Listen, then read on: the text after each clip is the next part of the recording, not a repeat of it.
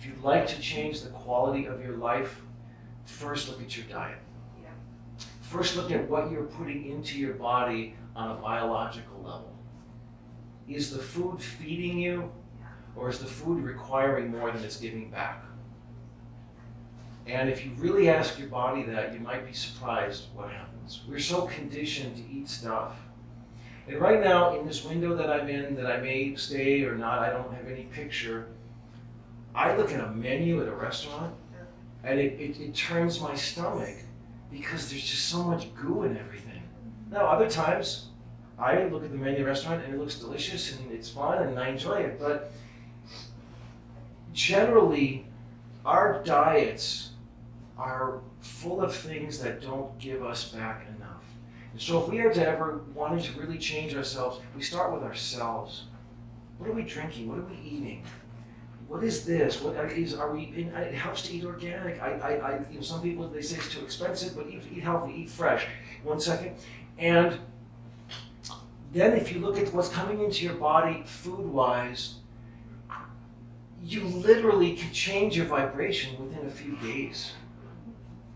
I am so in a different place than I was 3 weeks ago when I was in Hawaii doing this cleanse, and not because it's an idea. I told you that at the beginning. Don't do it because it's an idea. Listen, you can try it for a while and say, look, I'm going to try this because I want to raise my vibration, so I'm going to eat fruits and vegetables and living food, raw diet is an amazing thing to experiment with. Amazing. Just eat raw food. Nothing cooked. Fascinating. Some people do it all the time. Some people use it as a catalyst. But I want to continue with this for 1 second. And I want to say this. If you become conscious of your input of food, you then may start becoming conscious of your input of how you socialize. Who do you relate to? Who do you talk to? Who's toxic? Who's not? Who requires more of your energy than gives you back? The ideal interaction is that both people are energized and catalyzed by a very healthy thing, and it is a creative, energizing experience to be in a good, healthy conversation or relationship or whatever it is. A very unhealthy one is when you walk away from somebody going, oh my God, I'm exhausted. That was so exhausting. And that happens a lot. But then you look at, it's literally what are you inputting into your system? Look at your daily activities. Look at your work, whatever it is. Once you start becoming aware, and this is a central, key way of loving yourself, is to love yourself enough to start watching what you're putting in on every level, every input, every moment, every experience. Look at it. Is this nourishing me? Is this giving me something back? Because if it's not, then we are abusing ourselves. We're literally self-abusing. If we keep tolerating situations that are not healthy for us and are not contributing to our well-being, which is also going to contribute to the well-being of everybody around us, then we are simply addicted, just as we'd be addicted to any drug. It's self-abusive. It's going to degrade us.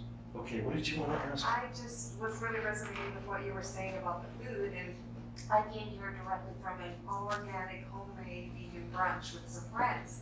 And usually after brunch, and we ate a lot, after brunch I'd kind of be like, I need a little nap before we start, and I just feel totally alert, awake. And that's kind of how we eat, pretty much all the time. And thankfully those friends, because I have detoxified my life of toxic people as well. So now we hang out with people who support the lifestyle we like to have. And I came here totally energized instead of totally drained. And I like to interact with people, and I like, hi Karen. They say, oh my God! I came here indirectly because of you, so there you go. So thank you so much. Oh, did Cindy tell you? Yes. Even though you didn't. Anyway, so yeah, Thank absolutely 100%. That's you have just become the poster child for this last 15-minute discussion. Thank you. Absolutely 100% true, and it can happen very quickly. Very quickly. I just wanted to get back to focus again, because there's a flip side of focus too, where people are always focusing on the negative. You know, and it's so powerful that they can't escape it. They can't detach from that. I mean, because they're literally prisoners in their own minds. And I think there are quite a few people that are in that situation. And, you know, you don't want to call them toxic per se, because you feel like a compassion for them, and or I do anyway. But you don't want to become an enabler either. You know, I think a lot of people are having difficulty trying to crawl out of a black hole of negativism and so on. You know, because I guess they're not in the present moment. They're obviously living in the past or worrying about the future. And you know, that includes myself, and I'm just shocked at how non-present I am. Wow. Thank you. That was beautiful. You just said all of that. That's very courageous what you just said at the end too. You know, I have not really admitted that even to myself until now. That was really cool. Thank you. Yeah. Focus.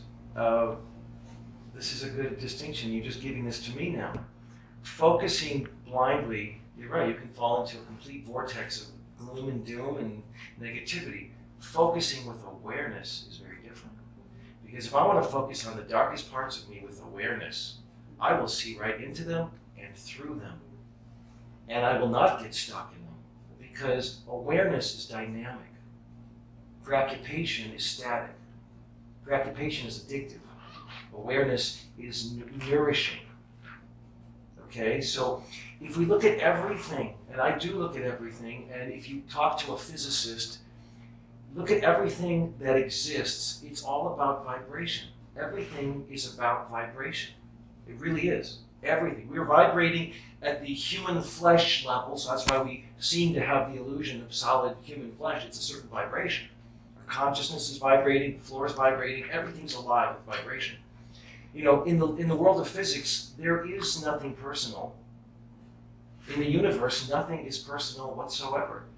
In addition to that, there are no values. There's just a bunch of stuff in homeostasis, meaning in balance. Just a whole bunch of stuff in balance happening with no value whatsoever. So think about that for a second. Think about a universe that has no value. It just is. It just is. Because that is the universe we live in. Humans have invented value. And we have made it very important. We've decided what we believe is right, what we believe is good, and in the name of right and good, we've also created bad and wrong and evil and all the other crap. So why am I saying this? I don't know. It's coming to me. But what I want to say about it, if you, for a moment, suspend your mind, and for a moment, just imagine living in a state where there is no judgment or even any values. There isn't a right or wrong thing to do. Imagine, just for a moment, we're living in this buzzy, beautiful state of interaction with everything. It's all just a bunch of particles and waves. That's all it is. There's nothing wrong. There's nothing right. There is not even any achievement we need to do. There's no effort. The entire universe exists effortlessly. The entire universe exists without effort. And that's why it's valuable. Beautiful. So, if we suspend the belief that anything has to happen, anything is right or wrong, and we just sit there in that space, can you feel something? Can you actually feel life? If you let go of your ideas, can you actually feel your living vibration? Can you feel something happening? Because when I close my eyes and I just don't care about any value in the universe, I still feel this energy. I still feel something going on. And to me, that's it. That is life. It's that something that goes on. Beyond our ideas. It's all beyond ideas. When I was going to the restroom, which is the most creative place usually for me, something came to me and it said, the quality of my experience is 100% dependent upon who I think I am. The quality of my experience is 100% dependent upon who I think or who I believe I am. So look at who you believe you are, and I guarantee you, you will be getting the exact experience that you're getting according to who you believe you are. Because if you're getting a different experience, you would change who you believe you are. Likewise, if you change who you believe you are, you will get a different experience. Now, this might sound like a little word game, but I'll tell you, the guys that I'm paying some attention to these days, the Joe Dispenzas and the Greg Bradens and the Bruce Liptons, I mean, I've met a couple of these guys and they're very alive and dynamic, but and there's many people in this field, they are literally telling us that thoughts matter.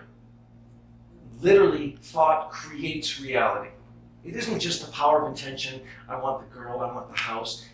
I think that just distracted everybody from what was really behind the real secret. And the real secret is that we are creating this. All of us, each of us, we're empowered to create our experience.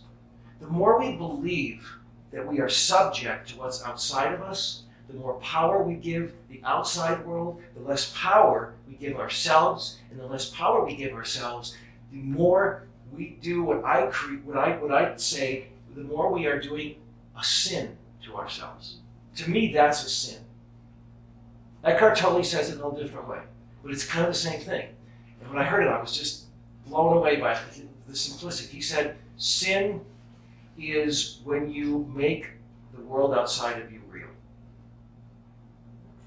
I thought that was so fresh and this and that, but when I heard it, I thought, when we do not allow our empowered selves, our divine selves to be fully here the way we were created to be, we are sinning. And to me, that is the only sin there is. Because I don't believe in other sins. I don't believe that when you allow your full self to be, that you're going to want to do all these things that people think are wrong and bad and all that. There's an entire universe available to each one of us outside of the world of our beliefs and ideas. And this is not a popular place because we're so entranced by our ideas, we're so hypnotized by our conditioning.